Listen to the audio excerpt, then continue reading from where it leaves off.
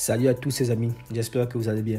Les amis, je vais être sincère avec vous, je vais être franc avec vous. C'est pour moi les amis une joie, de dire que je débriefe une finale de Coupe du Monde. Les amis, c'est pour moi une joie de dire que j'analyse une finale de Coupe du Monde, les amis. Je sais qu'il y a plusieurs youtubeurs, il y a plusieurs analystes qui auraient rêvé, je dis bien rêvé de pouvoir faire ça, d'analyser, de débriefer une finale de Coupe du Monde. Mais il y a plusieurs youtubeurs qui n'ont pas quelque chose, ils n'ont pas le soutien de leur communauté, ils n'ont pas de la force de la part de leur communauté. Il n'y a pas de likes, il n'y a pas des abonnements, il n'y a pas de commentaires et forcément ça ne donne pas du soutien, ça ne donne pas de la motivation pour continuer à créer du contenu, parce que créer du contenu ça demande du temps, ça demande de la motivation. Mais moi je vous dis merci les amis, je vous dis merci parce que j'ai votre soutien, j'ai votre soutien en commentaire, même si vous n'êtes pas forcément nombreux, j'ai votre soutien dans les likes, j'ai votre soutien dans les abonnements. Et si je n'avais pas ce soutien, je ne serais pas là. Donc, merci les amis. Merci. Mille merci les amis. Tout ça, c'est grâce à vous les amis. Et à titre personnel, sincèrement, peu importe ce qui se passera après, même si ma chaîne décolle, même si ma chaîne se stoppe, peu importe, une chose est sûre, c'est que moi, j'aurai toujours en tête ce dernier débrief de 2022 les amis. J'aurai toujours en tête ce dernier débrief de 2022 et qui, par hasard, se trouve être la finale de Coupe du Monde et une finale avec beaucoup d'émotions. Et tout ça, c'est grâce à vous. Encore merci. Je voudrais vous dire sincèrement merci les amis. Mais n'oubliez pas les amis, pour une année 2023 de folie, pour une année 2023 de joie et peut-être même de pleurs, n'oubliez pas de vous abonner. Abonnez-vous sans hésiter les amis. On a une année 2023 de folie qui arrive là. Likez bien sûr, like si le contenu te plaît. Si le contenu t'intéresse, si quelque chose dans le contenu t'intéresse, si le son, si ma voix, si les images, si quelque chose t'intéresse, fais-le-moi savoir en likant et laisse-moi un commentaire. Si toutefois il y a des choses qui ne te plaisent pas, dis-le-moi en commentaire. S'il y a des choses qui te plaisent, dis-le-moi aussi en commentaire pour me permettre de m'améliorer, pour me permettre de continuer à délivrer des analyses de bon niveau, des analyses, de progresser continuellement afin de vous donner de bonnes analyses. Donc sur ce, encore mille merci et je vous dis intro.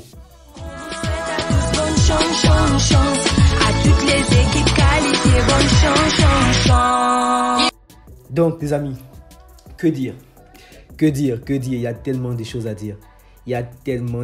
Sur ce débrief, sur ce match. Ce match qui nous a fait rêver, qui nous annonce. Je pense qu'on est tous passés par des sensations bizarres. On a une Argentine qui fait quasiment le break. On a une Argentine qui pousse la France, qui pour faire reculer la France. On a une Argentine qui, toute la première mi-temps, elle était purement argentine. Dans les précédents matchs, on a vu une France qui était offensive. Mais au début, on n'a pas vu ça. C'est l'Argentine qui était à l'offensive. On a vu une Argentine pousser. On revient à la deuxième mi-temps. On a vu encore une Argentine pousser. Mais j'ai remarqué à partir de la 70e minute par là, l'Argentine a commencé à baisser en rythme. Certainement, il se disait que bon, il reste peut-être 20 minutes, on mène 2-0, le break est fait. Mais malheureusement, c'était sans compter une France qui n'a rien lâché. En quoi 1 minute, 2 minutes par là, Mbappé égalise, les amis. J'étais scandalisé. J'étais en train de me dire, mais qu'est-ce que l'Argentine est en train de nous faire là? Le match était propre jusqu'alors. Messi qui met un but tranquille, son penalty, il le pose, il boule le gardien, le but. Mais bon, après, on va pas se mentir, hein, les amis, on sait de voir moi que Lloris n'est pas un gardien pour les tirs au but. Je sais pas, ça fait combien d'années qu'il a pas arrêté de tirer au but. Je sais même pas s'il a déjà arrêté de tirer au but dans sa carrière. Sincèrement, je n'ai pas cette stat. Mais sincèrement, c'est une belle Argentine qu'on a vue. C'est une belle France. Mais c'était un match de folie. Les amis, je suis passé par toutes les sensations. Les joies, les tristesses. Toutes les sensations dans ce match. Pour au final avoir ce qu'on cherchait. Vous savez que je suis fan de ce joueur, de Messi. Vous savez que je suis sincèrement fan. Ce n'est pas Messi qui m'a mené à Barcelone. Sincèrement, moi j'ai commencé à bien regarder le foot. Bien regarder, c'était à partir de 2010. Notamment à partir de la Coupe du Monde 2010. Personnellement, c'est Iniesta qui m'amène à Barcelone. Mais en venant à Barcelone, je suis tombé amoureux de ce Barcelone-là. Mais qui était le patron de ce Barcelone? C'était Messi. Donc, logiquement, tu peux pas aimer le Barcelone sans aimer Messi. Et on s'est attaché à ce personnage-là. Et il lui manquait une seule chose dans sa carrière. C'était cette Coupe du Monde. Et il a pris avec brio, les amis. L'Argentine a quasiment tout raflé. tout raflé, les amis, sur les titres possibles, en fait, dans cette Coupe du Monde-là. Et vraiment, c'est un chapeau. À un moment donné, Messi est meilleur buteur. À un moment donné, Mbappé répond au-dessus. C'était fou. Quand Messi met le penalty, il est meilleur buteur. Quand ensuite, l'Argentine 2-0. Quand Mbappé réduit l'écart. Ensuite, c'était tellement... Mbappé double, il repasse devant. Ensuite, Messi met égalité. Mbappé remet, il repasse encore devant. C'était tellement... Je ne sais même pas comment qualifier cette finale-là. Cette finale, elle était, en tout cas, elle était belle. Elle était digne d'une finale, c'est qui est sûr. Ça, c'est ce qu'on appelle une finale. C'est vraiment... En tout cas, pour le suspense, ça aurait été mieux. Ça aurait été mieux s'il n'est pas pour prolongation, que l'Argentine gagne dans les 90 minutes. Mais pour la beauté du football, pour la beauté d'une finale, sincèrement, je ne regrette pas qu'il soit parti jusqu'au tir au but. Mais les amis, je tiens à saluer principalement 5 joueurs, je dirais. Le premier joueur que je tiens à saluer, c'est Messi. Les amis, Messi, et pour les personnes religieuses, pour les personnes qui sont de nature religieuse, ils savent ce que Messi veut dire. On dit le Messi. Le Messi, c'est cette lumière-là, c'est cette personne-là qui est le chemin. Et il manquait à ce Messi, il manquait à Lionel Messi, cette Coupe du Monde pour pouvoir être le chemin footballistiquement. Les amis, 26 matchs en Coupe du Monde, record. Personne ne l'a fait. Jusqu'alors, il a battu ce record. 26 matchs en Coupe du Monde, les amis. C'est juste fantastique, les amis. C'est juste fantastique. On dit bien le Messi, Lionel Messi. Et comme tout Messi, il a ses anges. Il a ses anges. Et particulièrement, il a son ange. Et l'ange de Messi, en ce jour, c'était qui, les amis? Dites-moi un peu. C'était qui? C'est Angel Di Maria. Angel Di Maria, les amis. Les amis, regardez un peu la puissance des noms. Il y a un qui s'appelle Messi. Il y a l'autre qui s'appelle Angel. L'autre, c'était un ange. Et les amis, il nous a fait un match de folie. Sincèrement, à l'image de la finale face au Brésil en Copa América tout récemment, il nous a fait encore un match de folie, les amis. On a eu un Di Maria en feu, sincèrement, en feu. On a eu, je ne sais pas, le premier joueur que je tiens à saluer, c'est Messi.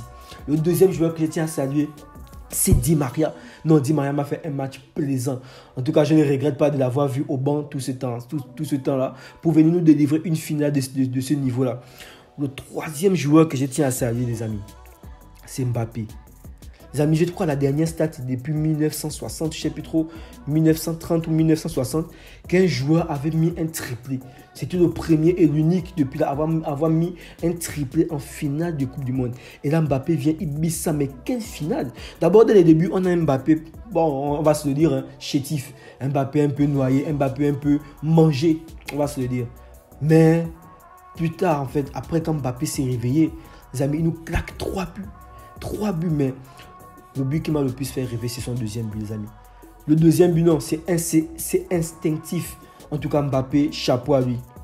Chapeau à Mbappé, les amis. Le quatrième joueur que moi, je tiens à saluer.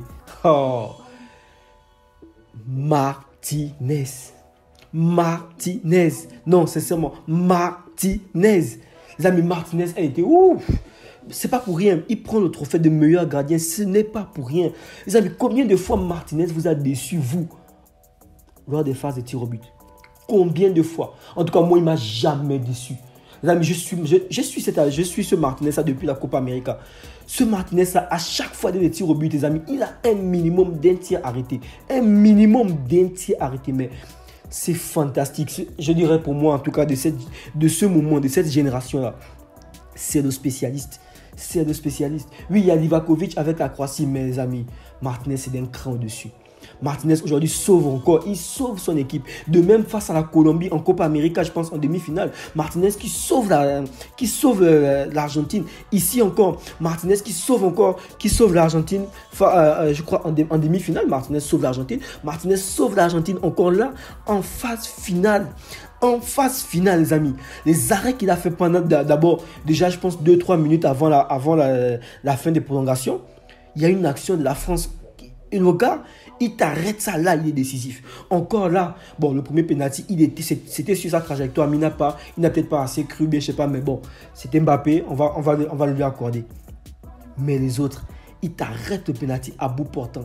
Ensuite, il y a quand même Tchouaméni qui vient, bon, malchance à Tchouaméni, mais même si moi je pense, même si c'était cadré, Martinez était déjà sur la trajectoire. Donc Martinez, pour moi, si je veux dire, il a arrêté 2 penaltys. Les amis, c'est clairement un homme en feu. C'est clairement un homme en feu. C'est mon 4e joueur que je tiens à saluer, que je tiens à féliciter dans ce match. Et le 5e joueur que je tiens à féliciter, les amis, c'est Paulo Dybala. Je tiens à féliciter sincèrement Paulo Dybala. Il n'a pas été présent sur toute la saison. Mais les amis, le coach lui a fait confiance parce que clairement, Paulo Dybala entre dans les prolongations. Et clairement, il donne vers la fin des prolongations, je pense à 5 minutes de la fin des prolongations comme ça. Il était clair qu'on le faisait entrer pour les tirs au but. Mais les amis, imaginez-vous le mental du joueur. Quel mental d'acier il devait avoir.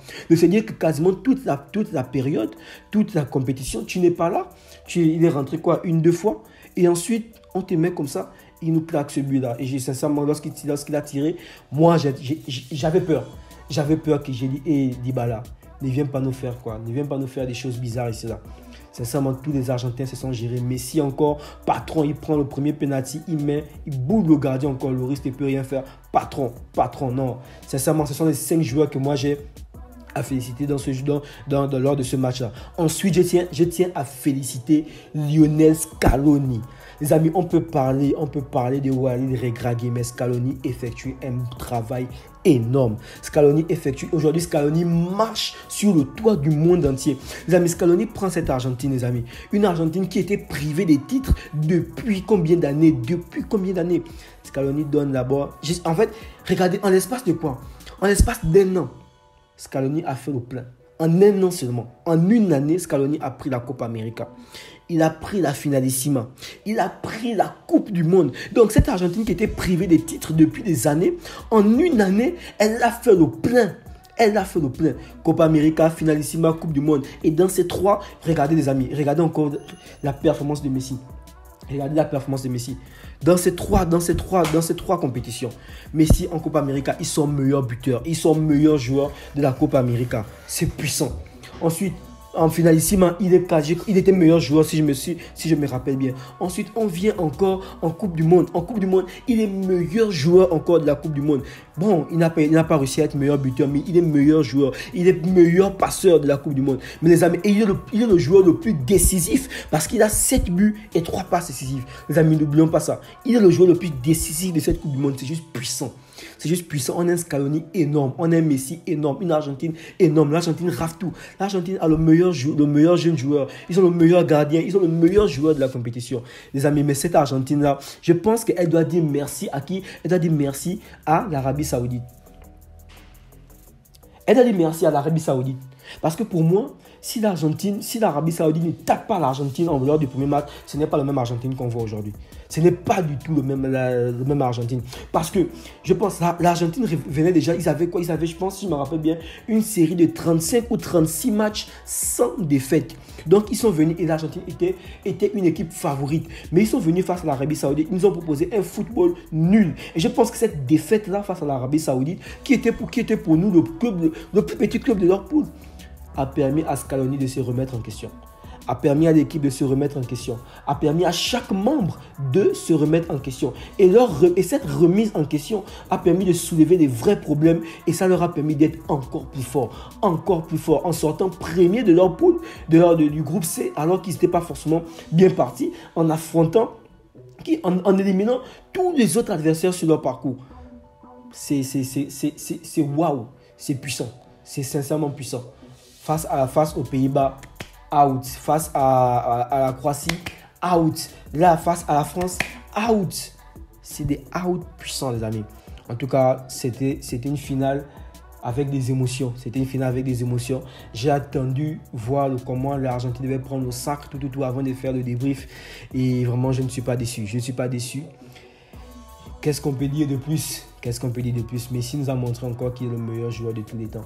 Il est le meilleur joueur de tous les temps, les amis. Et là, sincèrement, on ne va pas se mentir. C'est vrai que comment je dirais ça? Les trophées, les stats, les records sont faits pour être battus. Mais les amis, battre le record que Messi a établi là, ce sera très compliqué.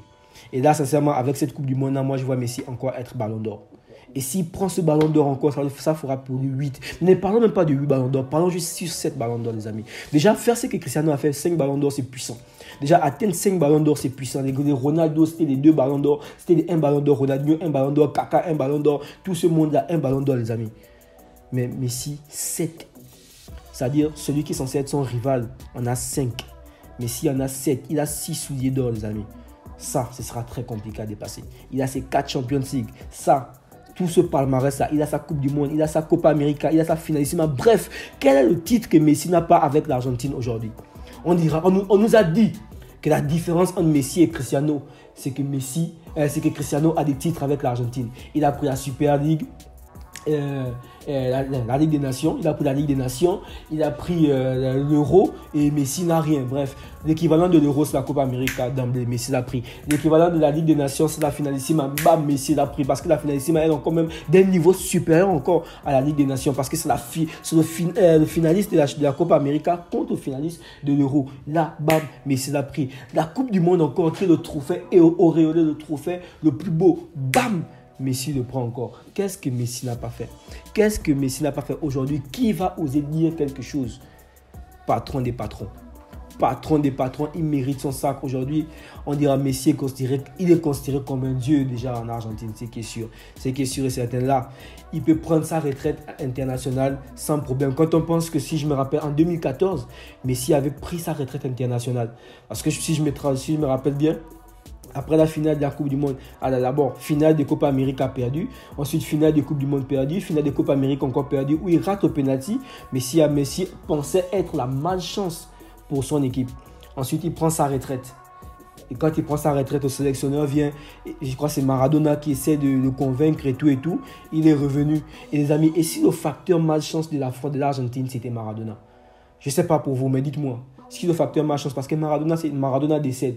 Net après que Maradona décède, l'Argentine prend la Copa América, il gagne la Finalissima, il gagne la Coupe du Monde. Et si le facteur malchance, c'était justement cette pression-là que Maradona mettait à ses joueurs? En tout cas, je ne sais pas. Moi, je ne sais pas, sincèrement, mais une chose est sûre, c'est qu'aujourd'hui, l'Argentine marche sur le toit de l'Europe et elle marche sur le toit du monde. Et j'espère que l'Europe pourra considérer aujourd'hui le football américain. Parce que Mbappé avait méprisé limite le football américain, que pour lui, le meilleur football, c'était se jouer en Europe. Bah là, le meilleur football, c'est-à-dire le continent américain, a tapé le meilleur football européen. Donc, on peut dire par là que le continent américain a été meilleur. Donc, j'espère que le football américain sera dorénavant plus aimé, plus apprécié. Donc, en tout cas, les amis, c'était un long débrief, c'était une longue analyse. Merci pour votre présence, merci d'être là. Quoi d'autre? Donc, si tu as aimé ça, abonne-toi, like, commente, partage. C'est le dernier débrief de l'année 2022. Donc, 2023 arrive encore en puissance. Et si tu ne veux rien rater, tu sais ce qu'il te reste à faire. Abonne-toi, like, commente, partage, parce que 2023 vient en folie. En 2023, on sera présent sur plusieurs championnats. Dis-moi en commentaire le championnat que tu veux qu'on débriefe, parce qu'en 2023, on sera présent sur plusieurs championnats, c'est qui est sûr. Donc, si tu ne veux pas rater ça, si tu ne veux pas rater le train, si tu veux être membre de cette communauté qui est en train de grandir avec feu, tu sais ce qu'il te reste à faire. Abonne-toi, like, commente, partage, et moi je te dis à la prochaine. Peace out.